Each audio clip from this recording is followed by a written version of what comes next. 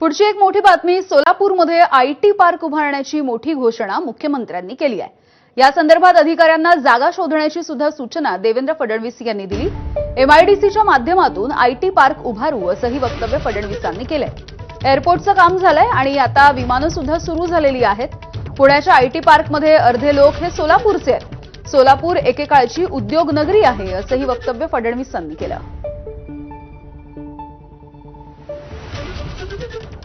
सोलापूरहून मुंबईला विमान जाण्याचं त्याचाही मार्ग आपण मोकळा केलाय।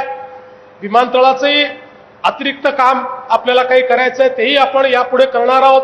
आज आपण पुण्याच्या आयटी पार्कमध्ये गेला आणि सोलापूरकर कोण म्हणून आवाज दिला, अर्धे लोक हात वर करतात। सगळे सोलापूरकरच आहेत तिकडे। त्याच्यामुळे आता तीच व्यवस्था जर आपण इथे उभी केली तर मला असं वाटतं की मोठ्या प्रमाणात आपल्या मुलांच्या हाताला आपण काम देऊ शकू।